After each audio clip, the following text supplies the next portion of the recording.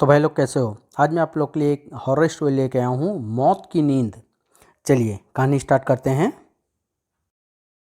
नहीं, एक लंबी चिक मार कर उठ बैठे 15 वर्षीय रोहन का शरीर पसीने से तरबतर था। तभी लगभग दौड़ते हुए रोहन की मम्मी ने कमरे में प्रवेश किया। रोहन, मेरे बच्चे, क्या हुआ तुझे? तू चीखा क्यों? क्या तूने कोई सपना देखा? सपना या सच्चाई? एक मिनट मम्मी, आप दरवाजे पर पहुंचिए। कॉल बेल बजने वाली है। कॉल बेल बजने वाली है क्या मतलब? अपनी मम्मी को मतलब समझाने के लिए रोहन को अपना मुंह नहीं खोलना पड़ा, क्योंकि तभी चीख पड़ी, कॉल बेल बज गई मम्मी, जाकर दरवाज़ा खोलिए। दरवाजे पर पुलिस खड़ी है। पुलिस? हैरानी से रोहन का मुंह देखती उसकी मम्मी को हैरानी से रोहन का मुंह देखती उसकी मम्मी को एक बार फिर बज उठी कॉलबेल की आवाज़ ने चौंका दिया। मैं दरवाज़ा खोलती हूँ। दरवाजे पर सचमुच पुलिस मौजूद थी, एक बुरी खबर के साथ। मिसेज अवस्थी, आपको यह सुनकर अत्यंत दुख होगा कि आपके पति रंजन अवस्थी की कार एक्सीडेंट में मृत्यु हो गई। हिल रोड पर उनकी कार के अचानक ब्रेक फेल हो गए और दे सैकड़ों फुट गहरी खाई में जा गिरे, जहां कार में विस्फोट हो जाने से उनके शरीर के चिथड़े उड़ गए। ठीक, बिल्कुल ठीक कहा आपके बच्चे ने। अब मैं चलता हूं, आप अपने पति की लाश को क्लेम करने पुलिस स्टेशन पहुंच सकती हैं। पुलिस वाले चले गए। उस मिसेज अवस्थी को बूथ सी खड़ी छोड़कर, जो अपने पति की मृत्यु पर दहाड़े मार मार कर रोने की बजाय अपने बेटे के निस्तेज चेहरे को फटी फटी आंखों से देख रही थी। मिसेज अवस्थी के आंसुओं पर लगा बांध उस समय टूटा जब उसने अपने पति के टुकड़ों में बटी लाश लाश प्राप्त की। रंजन, धीरज रखी दीदी, भगवान की मर्जी के आगे किसकी चली है? शायद भगवान को यही मंजूर था। रोहन भी फुट फुट कर रो पड़ा था। पापा, पापा, रो मत मेरे बच्चे, आज से तेरा चाचा तुझे पापा का प्यार देगा। उसी शाम रंजन अवस्थी की अंत्येष्टि कर दी गई। रात को, रोहन एक बात तो बताओ, उस दिन जो तूने कॉलबेल, पुलिस और अपने पापा की मृत्यु के बारे में कहा था, वह तुझे कैसे पता चला? मैंने देखा मम्मी, खाई में गिरती पापा की कार, उसके चिथड़े उड़ते, वे सभी घटनाएं इस तरह दिखी थी जैसे वह सब मेरी आंखों के सामने घटी हो। रोहन की बात सुनकर उसकी मम्मी सोच में डूब गई।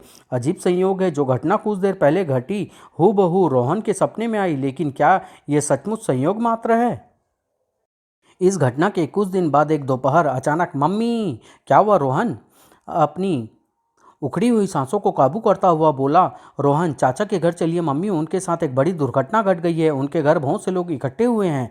तभी फोन की घंटी बज उठी। फोन उठाइए मम्मी, ये शायद चाची का ही फोन हो। आश्चर्य के सागर में गोते लगाती मिसेज अवस्थी ने फोन उठाया। फोन सचमुच रोहन की चाची का ही था। सरला, क्या हुआ सरला? तू इतनी घबराई भी क्यों है? सूरज तो ठीक है ना? बता बता मुझे। सरला ने जो बताया उसे सुनकर मिसेज अवस्थी के हाथ से रिसीवर छूट गया। उफ, नहीं। मुंह बाएं देख रही थी वह रोहन के उस चेहरे को जो पत्थर की मानिंद कठोर नजर आ रहा था।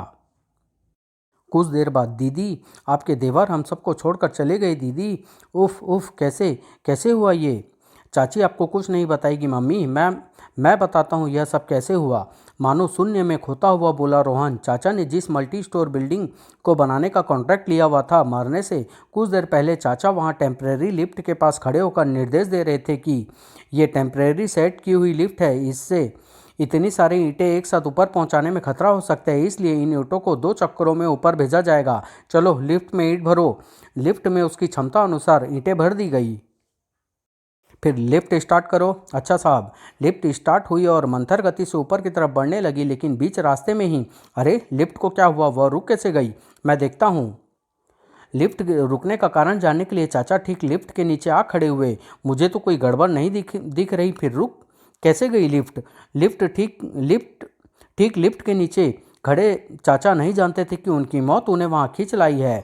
तो क्योंकि तभी लिफ्ट का मोटा तार टूटा, धड़ाक, और नहीं, एक पल भी तो नहीं मिला चाचा को उस भयानक मौत से बचने के लिए। बिल्कुल यही बातें बताई थी उन मजदूरों ने जो आपके देवर की लाश को घर लेकर आए थे। लेकिन ये बातें रोहन को कैसे पता? जरूर इस ने किसी मजदूर के मुंह से सुनी होगी यह बातें।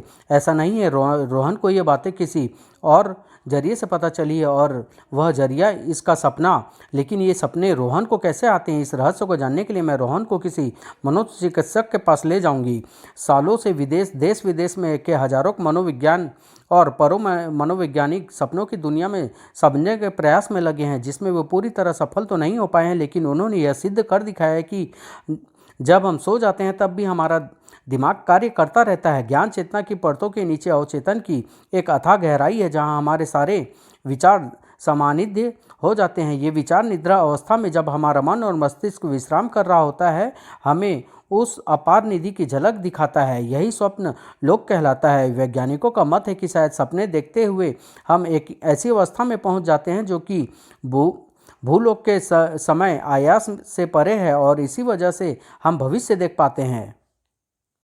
ठीक ऐसा ही कुछ तुम्हारे बच्चे के साथ हुआ है। सोए हुए इसके अवचेतन मस्तिष्क में संयोग से तुम्हारे पति और देवर वाली घटना सपने के रूप में दिखाई दी। अगर तुम इसे कुछ और ही समझ रही हो तो वह सिर्फ तुम्हारा वहम है।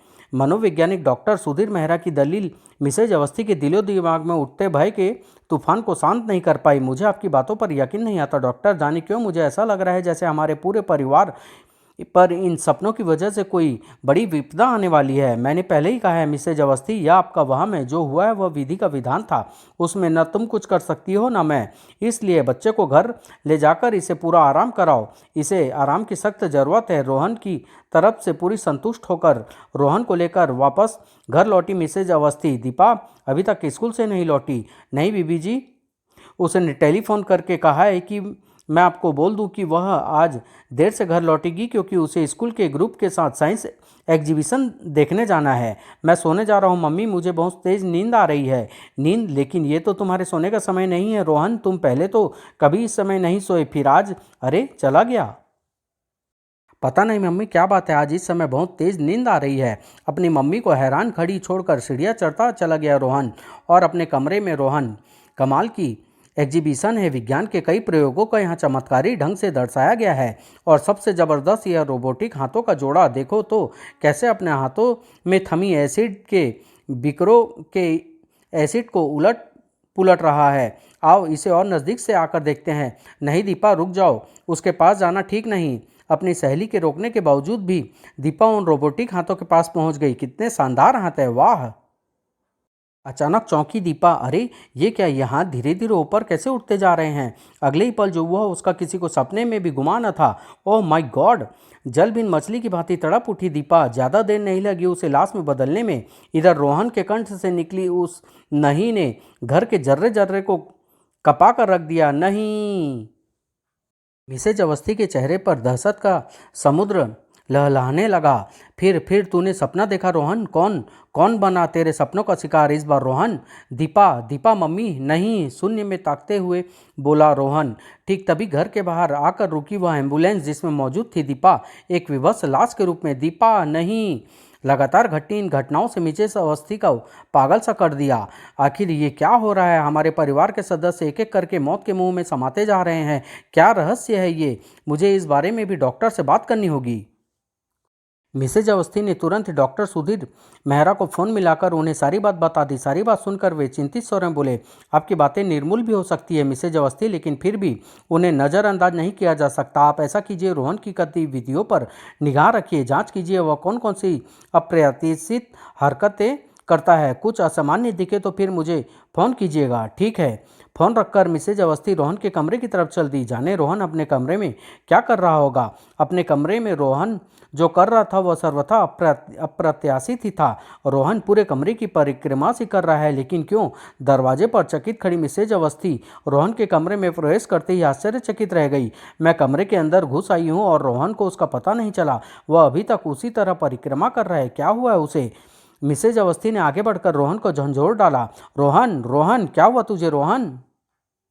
जवाब देने के स्थान पर रोहन मिसेज अवस्थी की बाहों में झूल गया। अरे ये क्या, रोहन तो सोया हुआ है। ओह, इसका मतलब यह नींद में चल रहा था। ऐसा तो पहले कभी नहीं हुआ। मिसेज अवस्थी ने तुरंत ही रोहन को जगाया। क्या बात है मम्मी, आपने मुझे क्यों जगाया और आप मुझे बेड से यहाँ नीचे क्यों ले आई? कुछ नहीं रोहन, आज तुम बगैर खाना खाए सो गए थे ना, इसलिए मैंने तुम्हें जगा लिया। खाना खाकर फिर सो जाना।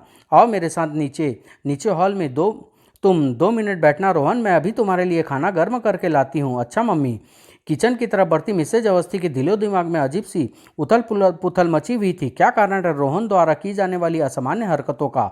शायद इस बारे में डॉक्टर सुधीर मेहरा कुछ बता सके। रोहन को खाना खिलाने के बाद मैं फ़ोन करके उन्हें सारी स्थिति से अवगत कराऊंगी। किचन से रोहन के लिए खाना लेकर लौटती मिसेज अवस्थी रोहन को देखकर बुरी तरह चौंकी। अरे रोहन तो सोफे पर बैठे बैठे ही सो गया। अरे रोहन की तरफ बढ़ती मिसेज अवस्थी की अवस्थी ठिठक कर रह गई और उसके ठिठक जाने का कारण था वह गुर्राहट भरी नारी आवाज़ जो रोहन के कंठ से गूंज रही थी। कोई नहीं बचेगा, मैं पूरे खानदान को दबा कर डालूंगी। चींटियां रेंगने सी लगी थी मिसेज अवस्थी के मस्तिष्क में। यह नारी आवाज़ किसकी है? कौन है वह और किसको तबाह कर डालना चाहती है? शायद मेरे सवालों का जवाब रोहन दे सकता है। मैं उसको जगाती हूँ। रोहन को जगाने लगी मिसेज अवस्थी।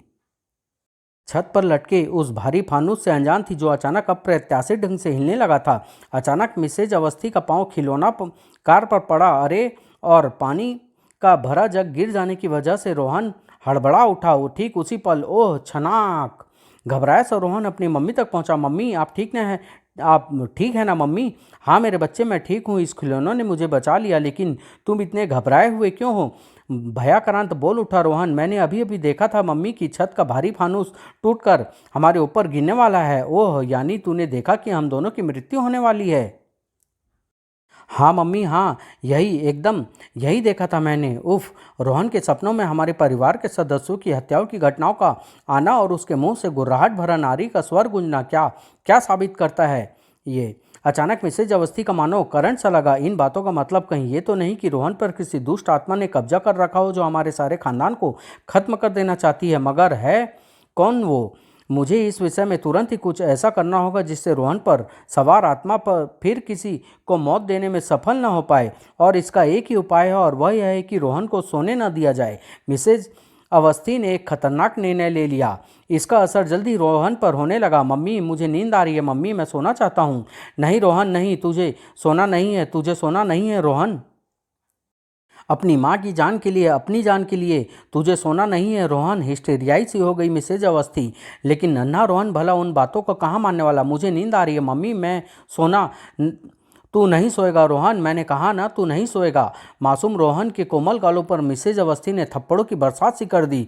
और जब वह तरीका भी कारगर साबित नहीं हुआ तो रोहन की नींद भगाने के लिए मिसेज अवस्थी ने किया वह उपाय, मैं तुझे सोने नहीं दूंगी रोहन, छपाक। लेकिन उसके उपायों ने किया एक जबरदस्त नुकसान। उफ! न सोने की वजह से रोहन की हालत धीरे धीरे खराब होती जा रही है। इसे तुरंत डॉक्टर के पास ले जाना होगा। Doctor Sudhir Mehra. What nonsense! आप नहीं समझ रही मिसेज अवस्थी, आप अपने बच्चों को मारने की सोच रही हैं। अगर उसे सोने नहीं दिया गया तो वह मर जाएगा, और अगर उसे सोने दिया गया तो हम दोनों मर जाएंगे। डॉक्टर साहब, जो आत्मा मेरे बच्चे के शरीर पर कब्जा किए हुए है वह हम दोनों को मार डालेगी। यह सब आपका वहम है। सब जानते हैं कि आत्मा वात्मा का कोई अस्तित्व नहीं होता। ये सब मन गढ़ंत बातें हैं, और ये बातें मनुष्य के दिमाग में तब पैदा होती है जब उसका मस्तिष्क विकृत हो जाता है। आपका मस्तिष्क भी विकृत हो गया है, इसलिए आपके बच्चे के स्थान पर आपको ट्रीटमेंट की ज़रूरत है। तभी एक नई वर्ष वहाँ पहुंची। सर, बच्चा सोने के लिए बुरी तरह छटपटा रहा है, क्या करें? उसे नींद का इंजेक्शन दे दो। इतना सुनने के साथ ही मिसेज अवस्थी डॉक्टर पर झपट पड़ी।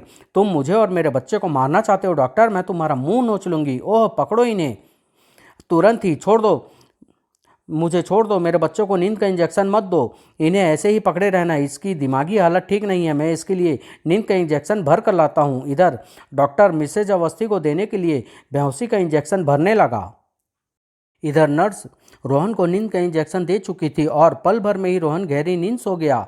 छोड़ दो मुझे, छोड़ दो मुझे, अपने बच्चे के पास जाना है। ओह, रोको उसे। ओ रोहन, आह धाड़! रोहन, स्ट्रेचर उस शीशे की खिड़की को तोड़कर नीचे गिर जाएगा। रोको उसे।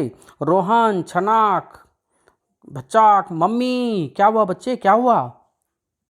मम्मी, मेरी मम्मी मर गई। मेरी मम्मी इमारत से गिरकर मर गई। तुम डर गए हो बच्चे, तुम्हारी माँ ठीक है, उन्हें कुछ नहीं हुआ है। नहीं नर्स, ये बच्चा ठीक कह रहा है, इसकी मम्मी सचमुच मर गई। लेकिन क्या तुम बता सकते हो बच्चे, तुम्हारी मम्मी की मौत कैसे हुई? हाँ बता सकता हूँ, मैं सब कुछ बता सकता हूँ, क्योंकि मैंने सब अपनी आंखों से देखा है। रोहन अपने सपने में घटी घटना को एक सांस में बताता चला गया। सब सुनकर सुधीर मेहरा के रोंगटे खड़े हो गए। Oh my God! इसका मतलब मुझे इस बात को मानना होगा कि इस दुनिया में आत्मा जैसी कोई चीज का अस्तित्व है जिसने इस मासूम के शरीर पर कब्जा कर लिया और अवस्थी के घर में घुसकर अपना प्रतिशोध ले रही है। मुझे इस आत्मा से इस मासूम की रक्षा करनी होगी, बचाना होगा मुझे अवस्थी खानदान के इस आखिरी चिराग को, और उसके लिए मुझे मिलना होगा भूत प्रेत विशेषज्ञ अपने मित्र रूपालिक से, जिसके ज्ञान को मैं आज तक मजाक उड़ाता आया हूँ। कुछ ही देर बाद डॉक्टर सुधीर मेहरा अपने मित्र कपालिक के सामने मौजूद था। इस मासूम की खातिर मैं तुम्हारे पास आया हूँ कपालिक, इसकी मदद करके मेरे इस विश्वास को भंग कर दो कि आज तक मैं जो सोचता आया हूँ वह गलत था। मैं तो तुम्हें सदा से ही यह समझाता रहा हूँ, सुधीर की आत्माओं का भी एक संसार होता है, उसकी भी एक दुनिया होती है। अगर ऐसा ना होता तो पूर्व जन्म की घटनाएं न होती, सैकड़ों लोग प्रेतग्रस्त नहीं होते। लेकिन जिस तरह पढ़ाई और कोर्स के बिना कोई आदमी तुम्हारी डॉक्टरी को नहीं समझ सकता, इसी तरह बिना ज्ञान के आत्मा भूत प्रेत को नहीं समझा जा सकता। सबूत के बिना मैं तुम्हारी बातों को सत्य नहीं मानूंगा। मुस्कुराया कापालिक। सबूत मैं तुम्हें अभी दिए देता हूँ। दूसरे ही क्षण कुछ मंत्र बुदबुदाते हुए कापालिक ने मुट्ठी भर राख रोहन पर उछाल दी। पल बर्बादी। हा हा हा। ओह गॉड। गुंजा हड्डियों को सड़ कर देने वाला वह नारी का ठहाका। कपालिक के कंठ से गुंजा कहर भरा स्वर। कौन है तू? बता कौन है तू? क्यों इस बालक के शरीर पर कब्जा कर रखा है? क्यों इसके परिवार वालों को समाप्त कर रही है तू? क्या मकसद है तेरा? बता, वरना मैं तुझे भस्म करके रख दूंगा। जवाब में ठहाके के साथ रोहन के हलक से निकला वह स्वर। हा हा हा। तो मुझे भस्म कर सकता है? यह ख्याल अपने दिल से निकाल दे तांत्रिक। मैं इतनी शक्तिशाली हूँ कि तू मेरा कुछ नहीं बिगाड़ सकता। लेकिन फिर भी मैं तुझे अपने बारे में सब बताती हूँ। मैं जिस खानदान को तबाह करने में लगी हुई हूँ, उसने कुछ सदस्य इंसान नहीं, वैसी दरिंदे थे। वे दरिंदे जिनकी दरिंदगी का शिकार मेरा मासूम बच्चा हो गया। उस दिन नशे में डूबे रंजन अवस्थी और उसके छोटे भाई ने मेरे बच्चे को बुरी तरह पीटना शुरू कर दिया। बारिश की तरह बरसते लात घूंसों ने उस मासूम को सोचने समझने की शक्ति को खत्म कर दिया। उसे मार से बचने का एक ही रास्ता दिखाई दिया, उस कमरे की खिड़की। नहीं, उन दरिंदों के हाथों से स्वयं को छुड़ाकर वह खुली खिड़की की तरफ भागा और कूद गया। लेकिन क्या जानता था कि वह दरिंदों से बचकर उसने सीधे मौत के मुंह में छलांग लगा दी थी। मैं भी ठीक उसी समय बाजार से सब्जी खरीद कर वापस लौटी थी। अपने बच्चे की लाश देखकर मैं चिंगाड़ उठी, रामू नहीं। और तब मेरी नज़र खिड़की से झांकते उन दरिंदों पर पड़ी तो मैं तुरंत ही सारा माजरा समझ गई। आप लोगों ने मुझ गरीब के सहारे को छीन लिया है। मैं अभी पुलिस को लेकर आती हूँ। इतना कहकर मैं पुलिस स्टेशन की तरफ चल दी। लेकिन उन दरिंदों ने मुझे घर का लॉन भी ढंग से पार नहीं करने दिया। 2 टके की नौकरानी, अब तू पुलिस स्टेशन नहीं, वहाँ जाएगी जहाँ तेरे बच्चे की आत्मा गई है। इसे भी खत्म कर दो भैया, वरना यह हम सबको फांसी पर लटकवा देगी। हाँ, इसे खत्म करना ही होगा, लेकिन यहाँ नहीं। यहाँ अगर किसी ने देख लिया तो मुसीबत हो जाएगी। शहर से बाहर वीरान खंडहर है, वहीं ले चल इसे। वहीं इसे और इसके बच्चे को दफना देंगे जल्द ही खंडहरों में। तुमने मेरी और मेरे मासूम बच्चे की जान ली है, मैं तुम्हें छोड़ूंगी नहीं। मैं इसका प्रतिशोध लूंगी। मुझे मारकर उन्होंने मुझे बच्चे की लाश के साथ ही दफना दिया, लेकिन वे मेरी आत्मा यानी मुझे नहीं खत्म कर सके। मैं वही खंडहरों में भटकती रही। मुझे यहाँ से निकलने के लिए एक मनुष्य शरीर की आवश्यकता थी। मैं इंतजार करती रही, जो उस दिन समाप्त हुआ जब संयोग से यह बालक अपने साथियों के साथ खेलता हुआ उन खंडहरों में आ पहुंचा। मैंने तुरंत ही उसी को अपना निशाना बना लिया और उसके शरीर में प्रवेश कर गई। उन वहशियों के घर में आ गई और अपना प्रतिशोध पूरा करने के लिए उन्हें मारना शुरू कर दिया। मैं उनका खानदान खत्म करना चाहती हूँ। जब तक मैं उस बच्चे को खत्म नहीं कर लेती, तब तक मुझे चैन नहीं आएगा। माना तुम्हारे साथ गलत हुआ है, तुम और तुम्हारा बच्चा 2 आदमी की दरिंदगी के शिकार हो गए, लेकिन तुम भी तो दरिंदगी भरा खेल खेल रही हो। 2 जनों के अपराध की सजा पूरे परिवार को क्यों दे रही हो? ये न्याय नहीं। तुम इस बालक को छोड़कर चली जाओ। नहीं, ये बच्चा मरेगा, हर हाल में मरेगा। मेरे ही यह सोचा सपने मेरा ये सोया सपने के रूप में इसकी मौत इस तक पहुंच जाएगी और इसे मौत से कोई नहीं बचा सकता, कोई नहीं। हा हा हा। तड़प उठा रोहन। चिंता के बादल सुधीर के चेहरे पर मंडराने लगे। क्या हुआ इसे? कुछ नहीं। जिस आत्मा ने इस पर कब्जा कर रखा था वह इसे छोड़कर जा चुकी है। ओह, यानी इस बच्चे की जान बच गई। नहीं नहीं सुधीर, इसके शरीर से आत्मा के चले जाने से इसकी जान का संकट टला नहीं, बल्कि और भी ज़्यादा गहरा हो गया है। उस आत्मा ने कड़े शब्दों में यह चेतावनी दी है कि यह बालक सोया नहीं और उसने इसकी जान ली नहीं।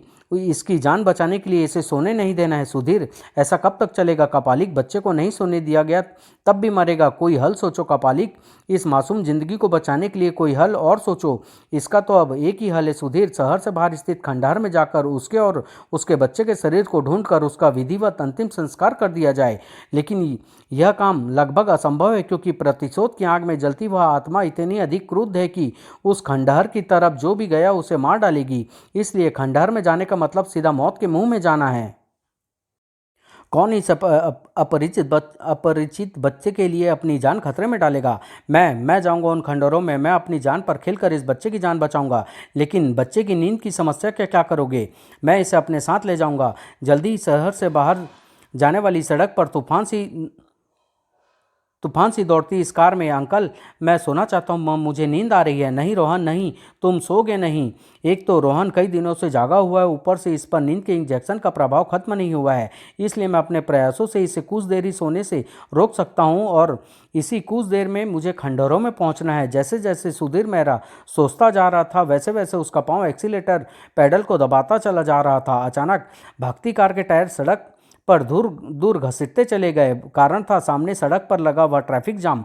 ओह, आगे तो सारा रास्ता पूरी तरह ब्लॉक है। जाने यहाँ कितनी देर रुकना पड़े। सोचते सोचते अचानक रोहन की तरफ पलटा सुधीर मेहरा तो मानो उसे जबरदस्त करंट लगा। उफ, इसकी आंखें तो बंद होती जा रही है। उसने झपट्टा मारकर रोहन को झंझोड़ डाला। रोहन उठो। हाँ, रोहन को झंझोड़ते हाथों के साथ साथ उसका दिमाग तेजी से काम करने लगा। रोहन की नींद इस पर हावी होती जा रही है, यह किसी भी पल सो सकता है, जबकि ट्रैफिक को खुलने में न जाने कितनी देर लगे। मुझे रोहन को लेकर पैदल ही खंडहर की तरफ भाग खड़े होना चाहिए। रोहन भाग भाग रोहन, मैं मुझसे भागा नहीं जा रहा। अंकल प्लीज प्लीज मुझे छोड़ दीजिए, मैं सोना चाहता हूँ। बेवकूफ़, तेरी एक पल की नींद तुझे जिंदगी भर के लिए सुला सकती है, इसलिए भाग भाग। रोहन को लगभग खींच कर लेकर भागता सुधीर मेहरा अचानक चिंका। ओ माय गॉड, ये कुत्ता कहाँ से हमारे पीछे पड़ गया? और इसके तो एक्शन बता रहे हैं कि यह पागल है, इससे बचने के लिए तेज भागना होगा। सुधीर मेहरा तेज भागने की सोचता रह गया और पागल कुत्ते ने उस पर छलांग लगा दी। बचने के प्रयास में वह एक तरफ और रोहन एक तरफ जा गिरा। सुधीर मेहरा संभल कर तेजी से रोहन की तरफ लपका। मेरे हाथ से छूटा। रोहन किसी भी समय सोच सकता है, मुझे उसे संभालना चाहिए, लेकिन वह रोहन तक नहीं पहुंच पाया क्योंकि उससे पहले ही पागल कुत्ता उस पर झपट पड़ा। दोनों एक दूसरे से बुरी तरह गुत्थम गुत्था हो गए। अपने आप को बचाने के लिए मुझे न केवल इस पागल कुत्ते से निपटना होगा, बल्कि सोने जा रहे रोहन को भी जगाना होगा, और इन दोनों कामों को एक साथ करने के लिए मुझे इस कीचड़ का सहारा लेना होगा जो रोहन को जगाए रखने के साथ साथ छपाक अंकल इस पागल कुत्ते को भी कुछ पलों के लिए अंधा कर देगा, और यही कुछ पल काफ़ी होंगे इसे अपने से दूर फेंक देने के साथ साथ इस बेल्ट को उतारने के लिए जो इसका स्थायी इंतजाम करेगी। इस बार जो उछल कर आया पागल कुत्ता तो फंस गई उसकी गर्दन सुधीर मेहरा के हाथों में थमी बेल्ट के फंदे में, और फिर कसने लगा फंदा। उफ, अचानक इस कुत्ते के बीच में आकर मेरे मुसीबत खड़ी कर दी थी। पागल कुत्ते को के गले से तभी निकाला जब वह लाश बनकर जमीन पर गिर गया। तभी फिर सुधीर मेहरा एक पल भी नहीं रुका। रोहन को अपनी बाहों में उठाकर द्रुत गति से खंडहरों की तरफ भाग खड़ा हुआ। बिना किसी विघ्न के जल्द ही वह शहर के बाहर स्थित खंडहरों में पहुंच गया है। इस पूरी समतल जगह पर सिर्फ जमीन का यह हिस्सा उभरा हुआ है। यहीं रंजन अवस्थी और उसके भाई ने अपनी नौकरानी व उसके बच्चे की लाश को दफनाया होगा। मुझे तुरंत ही इस स्थान को खोदकर उनकी लाशें निकालनी है और उनका क्रियाक्रम करना है। इस काम को करने में मैं काफ़ी बिजी रहूँगा। इसका फ़ायदा उठाकर रोहन सोच सकता है, इसलिए यहाँ खुदाई करने से पहले मुझे उनिंदे रोहन का कोई इंतजाम करना होगा। काफ़ी सोच समझकर सुधीर मेहरा ने रोहन का यह इंतजाम किया। अंकल, मुझे बहुत दर्द हो रहा है। अंकल प्लीज़ मुझे उतारिए। तुम्हारे बालों को बांधकर तुम्हें लटकाना मेरी मजबूरी है रोहन। तुझे सोने न देने का फिलहाल मेरे पास इससे अच्छा कोई इंतजाम नहीं है। अब तुम कुछ देर यूं ही लटके रहो, मैं खुदाई शुरू करता हूँ। सुधीर मेहरा को एक और समस्या का सामना करना पड़ा। खुदाई किससे होगी? खुदाई का सारा सामान तो कार में ही रह गया। अब तो मुझे खुदाई करने के लिए यहाँ पड़े नुकीले पत्थर और लकड़ी के टुकड़ों का सहारा लेना होगा। इस तरह से खुदाई में मेहनत तो काफ़ी करनी पड़ रही है, लेकिन फिर भी मैं अपने उद्देश्य में सफल हो जाऊँगा। अंकल मुझे उतारिए शीघ्र ही। ये रही लाशें जिन्हें वक्त के थपेड़ों ने कंकालों में बदल दिया। अब मुझे इनका क्रियाक्रम करने के लिए लकड़ियाँ इकट्ठी करनी होगी। सुधीर मेहरा ने आसपास से बहुत सी लकड़ियाँ कब्र में डाली और अपने लाइटर से उसमें आग लगा दी। इसी के साथ उठे उस तेज शोर ने खंडहर के जर्रे जर्रे को कपा डाला। नहीं, आह ओफ, काफ़ी देर तक गूंजता रहा वह शोर। कुछ देर बाद ही शांत हो गया। इस शोर के शांत होने का एक ही मतलब है कि शरीर के जलने के साथ ही वह आत्मा भी शांत हो गई जो रोहन की जान लेना चाहती थी। अंकल, मेरे बाल उखड़े जा रहे हैं। अब इसे उतार लेने में कोई हर्ज नहीं है। रोहन को उतार कर सुधीर मेहरा ने अपनी बाहों में ले लिया, जहाँ कर रोहन एक पल बाद गहरी नींद में सो गया। अब इसे जी भरकर सो लेने दिया जाए, क्योंकि अब इसकी यह नींद मौत की नींद नहीं है। एक संतोष की सांस लेकर सुधीर मेहरा सोए हुए रोहन को अपने बाहों में उठाए खंडहर से बाहर चल दिया। समाप्त।